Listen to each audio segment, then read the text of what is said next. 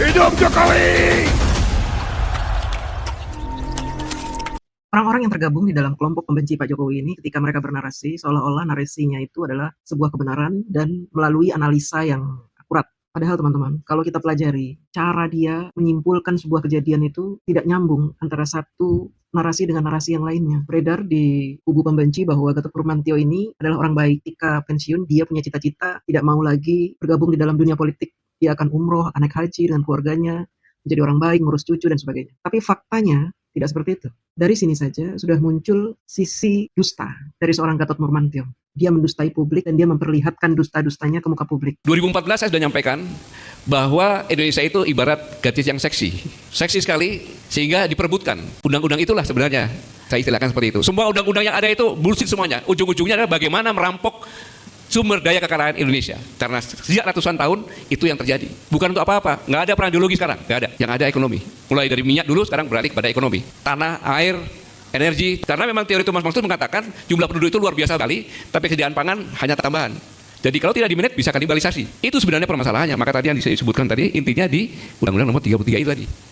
Nah, kondisi sekarang ini ya seperti ini sekarang. Maka kita balik mengapa kejadian seperti ini? Di awal pidato Bapak Gatot Nurmantio ini seolah-olah beliau ini prihatin terhadap undang-undang yang berlaku di negara kita. Dikatakan semua undang-undang itu bullshit katanya. Bahkan tanpa analisa yang mendetail dia berani mengatakan semua undang-undang itu isinya bullshit. Apakah bisa dikatakan seperti itu? Kalau undang-undang yang ada di negara kita itu bullshit, tentu negara kita akan kacau balau. Seharusnya sebagai seorang jenderal dia tidak bisa semena-mena mengatakan itu. Ketika ada sekelompok orang, sekelompok pejabat yang melakukan korupsi, merampok uang negara secara berkelompok ataupun sendiri-sendiri, dia menyalahkan undang-undangnya, bukan koruptornya, tapi undang-undangnya. Makanya tidak heran dia tidak begitu peduli dengan yang namanya undang-undang perampasan aset koruptor. Dia tidak suka dengan undang-undang yang ada di negara kita. Ini penyebabnya apa? Undang-undang yang kacau balau sejak ratusan tahun yang lalu kata dia. Ini penyebabnya apa?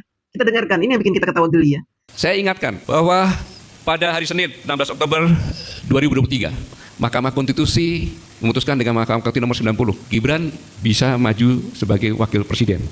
Dirubah, bukan setelah 40 tahun tapi dirubah. Pernah punya pengalaman memimpin dipilih oleh rakyat.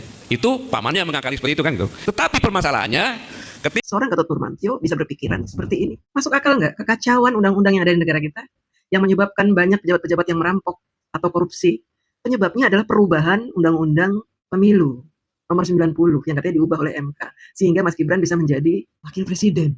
Ini ngaco ini orangnya. Sangat keterlaluan tuduhannya dan dia sudah membuat framing yang menyesatkan sehingga cara berpikir rakyat pembenci ini semakin ngawur. Pembenci makin membenci. Oh, jadi selama ini saya ini hidup susah, negara saya ini dirampok oleh pejabat-pejabat, penyebabnya pamannya Gibran ini yang mengubah undang-undang pemilu. Aduh, kacau sekali ini ya. Ini makanya kenapa saya membahas ini. Ini penting teman-teman. Supaya apa? Supaya pemikiran kita ini bisa jernih. Ketika ada orang hebat seperti Pak Gatot ini kan orang hebat ya. Seorang jenderal, pernah menjadi pejabat tinggi di negara. Kemudian dia dipercaya untuk mengamankan negara di bawah kepemimpinan dia. Ketika dia berbicara, pasti orang awam akan percaya omongan dia. Padahal kalau kita telaah omongan dia ini sangat tidak nyambung. Ratusan tahun yang lalu Mas Gibran belum lahir, pamannya Mas Gibran belum ada, bahkan Pak Jokowi juga belum lahir. Kenapa Pak Jokowi, pamannya Mas Gibran sendiri menjadi tertuduh atas kekacauan undang-undang ini? Karena pemikiran dia ini memang sedang menggiring pemikiran rakyat awam supaya ujung-ujungnya menyalahkan Pak Jokowi, menyalahkan pamannya Mas Gibran, menyalahkan Mas Gibran. Analisa berpikir seorang jenderal yang tentunya orang menganggap beliau ini orang yang ahli, ya, orang yang berpengetahuan, orang yang layak untuk dipercaya, padahal isinya penuh dengan kebencian, tuduhan-tuduhan yang tidak mendasar, bahkan kekacauan di dalam kerangka berpikir sebagai seorang pejabat yang memahami tentang undang-undang yang ada di negara kita. Peraturan-peraturan yang ada di negara kita ini tidak mungkin menyebabkan orang merampok gitu. Nggak mungkin. Kalau dikait-kaitkan berarti artinya pamannya Mas Gibran ini sengaja mengubah undang-undang supaya negara kita bisa dirampok oleh Mas Gibran begitu. Ketika hari Jumat atau hari Sabtu setelah ditunggu-tunggu oleh sang paman nggak bereaksi dia namanya Prabowo Subianto, maka sang paman mengancam, alhamdulillah batas usia minimal sudah bisa saya selesaikan, tinggal satu aja batas usia maksimal. Bisa terjadi calon presiden yang umurnya tua tidak masuk menjadi presiden. Artinya apa? Sang paman mengancam, hei Prabowo, hari Senin ini bisa saya putuskan kamu nggak jadi presiden loh, nggak bisa daftar. Pamannya Mas Gibran sengaja mengubah undang-undang lalu mengancam Bapak Prabowo. Waduh, ini tuduhan yang sangat gila gitu. Gila, sembrono, tidak masuk akal.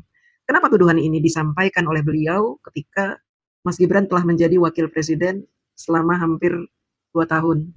Kenapa? Karena dia ingin mengajak rakyat Indonesia mendesak DPR untuk memakzulkan Mas Gibran. Dia ingin membuat sebuah pembenaran tentang keinginan para jenderal-jenderal itu yang ingin memakzulkan Mas Gibran, di mana mereka sudah melayangkan surat ke DPR untuk memakzulkan Mas Gibran. Nah, ini menurut saya adalah sebuah upaya mengkudeta. Upaya mengkudeta tapi dilakukan dengan sangat santun ya, melalui kata-kata yang santun, sebuah cerita. Cerita yang bisa membuat pikiran orang awam jadi kacau. Oh gitu ceritanya. Sudah dijelaskan secara gamblang oleh ahli-ahli hukum. Oleh ahli hukum yang bisa kita percaya bahwa perubahan Undang-Undang Nomor 90 itu bukan keinginan pamannya Mas Gibran, tetapi keinginan beberapa kelompok masyarakat.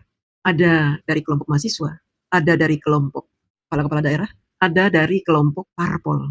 Tapi beruntungnya perubahan ini menyebabkan Mas Gibran bisa menjadi wakil presiden. Itu keuntungan yang diraih oleh Mas Gibran tanpa beliau bersusah payah.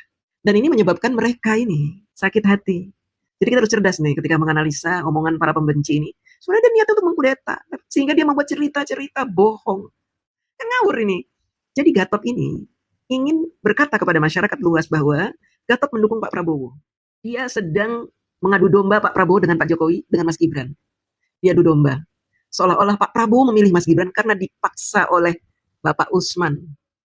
Padahal Undang-Undang 90 ini berubah bukan karena Bapak Usman, tapi karena ada 5 hakim di MK menyetujui perubahan itu. Harusnya perubahan Undang-Undang MK ini mereka protes. Ketika awal-awal Mas Gibran akhirnya bisa menjadi calon wakil presidennya Bapak Prabowo, tidak sekarang setelah hampir 2 tahun Mas Gibran menjadi wapres, baru mereka koar-koar. Artinya apa? Artinya mereka itu benar-benar dajjal, teman-teman. Mereka waktu Mas Gibran naik menjadi calon wakil presidennya Bapak Prabowo, mereka meremehkan. Mereka menyebut belimbing sayur, asam sulfat, takut debat, anak kemarin sore, anak yang kencingnya belum lempeng, bahkan ijazahnya juga sudah diutik-utik waktu itu. Tapi kan semua terpatahkan. Ketika Mas Gibran debat, ternyata lebih hebat dari yang namanya doktor, profesor, dan ketika Mas Gibran menang, baru mereka menyusun strategi bagaimana supaya Gibran bisa dimakzulkan. Jadi harus tahu ini, orang-orang ini jahat semuanya. Ya. Ingin mengkudeta dengan cara membuat cerita-cerita bohong. Apa reaksinya? Pada hari Minggu 22 Oktober 2023 jam 19, Prabowo Subianto waktu itu deklarasi bahwa wakilnya adalah Gibran tanpa dihadiri oleh Gibran untuk menjawab paman, ponakanmu sudah menjadi wakil saya, selamatkan saya. Dan hari Minggunya deklarasi di Senayan dibuktikan lagi. Pak Prabowo tenang, saya sudah di sini, tenang, jangan khawatir, saya sudah di sini, bolak-balik gitu, ya kan? Itu cerita-cerita bohong. Pak Gatot, mohon maaf nih. Kenapa Anda berani berkata bohong di depan publik? Dengan cerita Bapak ini, maka kita semua jadi tahu betapa membencinya Anda terhadap seorang anak muda. Apakah Bapak sudah dirugikan oleh Mas Gibran? Atau oleh Pak Jokowi sudah dirugikan? Sehingga Bapak harus mengatakan kepada publik bahwa Pak Prabowo menjadi korban. Seolah Pak Prabowo itu diancam. Pak Prabowo nggak bisa naik jadi capres, nanti saya bisa ubah nih undang-undangnya. Aduh, nggak begitu Pak. Bapak jahat sekali sih. Tidak ada yang mengajukan perubahan undang-undang pemilu untuk usia tua, itu nggak ada. Karena kita anggap ya kita butuh orang-orang tua untuk memimpin. Tetapi kita butuh keadilan bahwa tidak hanya orang tua yang kita butuhkan, kita juga butuh anak muda.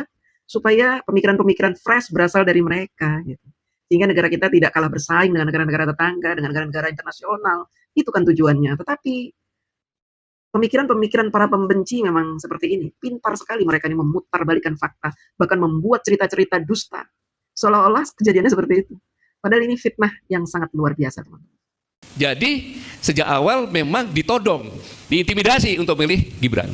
Itu rangkaian dari semuanya ini, rangkaian dari undang-undang itu sebenarnya. Sehingga begitu dilantik jadi presiden, masih juga dibubarkan untuk menerima menteri-menterinya. Jadi betapa, kalau kita pikir-pikir perasaannya itu betapa anaknya ya. Sudah suruh pilih wakilnya Gibran, begitu terpilih menterinya seperti itu. Dan ketika Pak Yusuf Kalla dibully dan ketahuan yang bulinya itu adalah PSI, mulai pingsan. Siasat untuk naikkan Gibran udah mulai lewat. Maka wakil relawan Jokowi menyampaikan, perintah dari Jokowi menyampaikan bahwa Gibran Prabowo 2 periode. Betapa anaknya lagi kan Prabowo kan, dipaksa lagi seperti itu. Pak Prabowo seolah-olah nggak bisa apa-apa. Seolah Pak Prabowo itu gampang sekali dikerjain oleh Pak Jokowi. Seolah-olah Pak Prabowo itu tidak punya kepribadian. Jadi harus apa-apa dari perintah Pak Jokowi. Padahal kita tahu pidato-pidato Bapak Prabowo seperti apa. Pak Prabowo ini adalah seorang negarawan sejati yang dia bisa membuat kita semua berpikir bahwa negara kita ini butuh kelegowoan hati dari tokoh-tokoh yang ada di negara kita. Walaupun dulu Bapak Prabowo dengan Bapak Jokowi itu berseteru, tapi mereka adalah dua tokoh nasional yang patut dijadikan teladan karena masing-masing tidak menyimpan dendam, masing-masing mau berangkulan bersatu demi NKRI. Tetapi orang-orang seperti Bapak Gatot Nurmantio ini tidak menyukai adanya persatuan, adanya kedamaian, tidak suka dengan itu. Karena beliau memendam sakit hati yang teramat dalam. Kalau beliau ini mengatakan bahwa beliau peduli terhadap negara ini, bahkan beliau mengatakan bahwa undang-undang yang ada di negara kita ini harus diubah karena bullshit semuanya katanya. Tujuan undang-undang di negara kita itu hanya untuk merampok uang negara. Ini kan sungguh penyesatan berpikir. Artinya apa? Beliau ini meragukan DPR, MPR.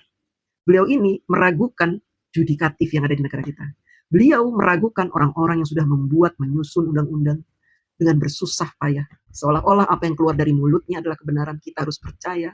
Kalau tidak percaya, kita ini dianggap tidak cinta NKRI. Ini. Jadi kondisi ekonomi itu seperti ini ya, jadi demikian. Padahal demokrasi itu sama dengan nasi bagi rakyat kecil. Ketika demokrasi tidak ada nasi, demokrasi itu basi. Harus diganti. Itu rakyat kecil. Demokrasi sama dengan nasi. Demokrasi sama dengan nasi. Ketika demokrasi tidak ada nasi, demokrasi itu basi. Harusnya nggak seperti itu Pak Gatot. Ketika demokrasi tidak ada nasi, maka adanya lapar gitu, bukannya basi. Harusnya ketika demokrasi itu dianggurin, nggak dicolek-colek, demokrasi menjadi basi, itu mungkin masuk akal ya. Jadi cara berpikir Bapak Gatot ini juga sepertinya sudah ngawur ya teman-teman ya, sudah nggak sesuai dengan kerangka berpikir manusia yang berpengetahuan ya. Artinya apa? Memang Bapak Gatot ini sedang membodohi kita semua. Kita dibodohi oleh seorang jenderal yang mengaku cerdas, mengaku pintar, mengaku tidak mau lagi cawe-cawe dalam dunia politik, ingin ngomong cucu, ingin ibadah, tapi faktanya beliau menjadi bagian dari tukang-tukang fitnah. Sejarah menunjukkan baik itu demokrasi maupun otoritarisme sama-sama bisa berhasil, sama-sama juga bisa gagal. Contoh saja, Cina, satu partai ya, dipilih oleh partai bisa hebat. Kita, setiap rakyat bisa beli dari lurah, bupati, wali kota sampai gubernur dan presiden wakil presiden, tapi seperti ini kondisinya. Kenapa? Permasalahannya adalah hampir semua lah saya katakan seluruh rakyat Indonesia itu sangat nasionalis dan sangat cinta Indonesia. Dan saat ini diwakili Bapak Ibu sekalian ada di sini. Betul nggak itu? Tetapi sayangnya sebagian besar pemerintahnya atau banyak pejabatnya yang ternyata tidak mencintai rakyatnya. Itu sebenarnya permasalahannya. Hampir seluruh rakyat Indonesia cinta NKRI. Tapi sebagian besar pemimpinnya tidak cinta NKRI. Tidak seperti itu Pak. Yang benar, kelompok Bapak itu dari FPI, HTI, tidak cinta NKRI. Mereka ingin membubarkan NKRI, mengganti falsafah negara, mengganti Undang-Undang 45. Bapak juga begitu kan? Ingin mengganti Undang-Undang 45 yang saat ini berlaku. Ingin dikembalikan lagi ke aslinya. Sehingga dia ingin Indonesia kembali lagi seperti zaman Orla Orba. Presiden bisa menjadi presiden seumur hidup. Presiden berada di atas segala-galanya. MPR, DPR berkutik, tidak bisa memakzulkan presiden, maunya begitu. Tapi sekarang dia memanfaatkan undang-undang yang ada dan berlaku untuk memakzulkan Mas Gibran. Mengatakan bahwa ini adalah kemauan rakyat kecil. Jadi harus diganti. Dia membuat istilah-istilah juga ngawur ya. Analogi-analoginya ngawur. Pemikiran dia memang sudah ngawur karena kebencian itu tidak ada yang benar. Kebencian itu akan menghasilkan kata-kata yang ngawur dan keliru ya. Itulah. Makanya saya bilang, profesor, doktor, insinyur saja, ketika di hatinya ada kebencian, maka yang keluar dari mulutnya adalah kebohongan, dusta, fitnah, dan kebodohan. Membodoh-bodohi orang yang mendengar. Kita punya harapan. Kenapa punya harapan? Karena presidennya sekarang adalah Presiden Prabowo. Pertanyaannya kenapa coba? Karena dalam ADART Partai Gerindra itu ADART-nya adalah salah satu tujuan partainya adalah kembali ke Undang-Undang Dasar 45 yang asli dan murni. Tentunya dengan kondisi seperti ini kita semua berharap adanya dekret presiden kembalinya. Logika berpikirnya begitu loh, logika berpikir saya. Dia mau keluar dekret presiden untuk mengubah Undang-Undang 45. Ini gaya-gaya orang yang ingin mengkudeta teman-teman. Tetapi setelah dilihat dalam undang-undang yang setelah diamandemen 4 kali ini, itu saya ingatkan Indonesia adalah negara hukum. Tentu segala kekuasaan diatur dalam hukum dengan pasal-pasal Undang-Undang Dasar 45. Tidak ada satu pasal pun tentang kepala negara atau presiden sebagai negara untuk melakukan dekret presiden. Ini harus dilakukan walaupun tidak ada kata-kata di undang-undang mengatakan bahwa presiden bisa membuat dekret presiden untuk mengubah undang-undang. Tetapi ini harus dilakukan. Mengapa? Sekarang presiden itu bukan kepala negara, Pak, hanya kepala pemerintahan. Karena penjelasan kepala negara itu ada dalam penjelasan. Yang di undang-undang yang lama dalam penjelasan itu disampaikan. Presiden ialah penyelenggara pemerintahan negara yang tertinggi di bawah majelis permusyawaratan rakyat. Presiden adalah penyelenggara pemerintahan negara yang tertinggi dalam menjalankan pemerintahan negara, kekuasaan dan tanggung jawabnya adalah di tangan presiden. Maknanya, kepala pemerintahan jelas pasal 4 ayat 1. Kepala negara dijelaskan di penjelasan presiden, simbol negara tertinggi di bawah MPR. Tetapi ini tidak ada di dalam undang yang baru, penjelasan tidak masuk dalam undang. Bayangkan kalau presiden tidak sebagai kepala negara. Seperti yang saya jelaskan tadi, bahwa dia ingin menyampaikan bahwa presiden tidak bisa mengubah undang-undang 45 yang ingin dia ubah. Artinya apa? Orang ini ingin mengkudeta negara, bahkan mengajak rakyat untuk memakzulkan Mas Gibran, mengubah semua undang-undang. Dasar keinginan dia ini apa tadi? Adanya perubahan undang-undang pemilu, kan nggak nyambung. Sementara dia tidak mau membawa undang-undang perubahan pilkada, yang akhirnya membuat seorang kepala daerah bisa dipilih, bisa diajukan, meskipun parpol yang mengusungnya tidak cukup kursinya. Dia tidak mau membahas itu. Karena apa? Bagi dia semua undang-undang yang di negara kita itu bullshit. Dia ingin mengatakan kepada masyarakat bahwa negara kita ini nggak punya undang-undang yang benar. Bullshit semuanya. Pak Prabowo dipaksa untuk mengeluarkan dekret demi mewujudkan impian dia, mengubah negara kita ini. Dengan Undang-Undang 45 yang asli, katanya. Padahal kita tahu bahwa dia ini tergabung ke FPI, HTI sejak 2014. Dia menginginkan negara khilafiyah. Dia menginginkan negara kita berubah. Bukan lagi negara demokrasi, karena tadi dia bilang sudah basi, harus diganti katanya. Ya, di kata-katanya itu. Demokrasi ibarat nasi. Jadi kalau demokrasi tanpa nasi maka jadi basi, sehingga harus diganti. Itu kata rakyat, bukan kata dia. Padahal itu omongan dia. Ya kalau kita telah orang-orang seperti ini itu kata-kata dari satu kata-kata yang tidak nyambung. Tapi kalau bagi orang awam seolah dia cerdas. Karena ngomongnya tak-tak ngomongnya. Padahal kalau ditelaah tadi itu ada hal-hal penggiringan opini yang sangat menyesatkan. Terima kasih.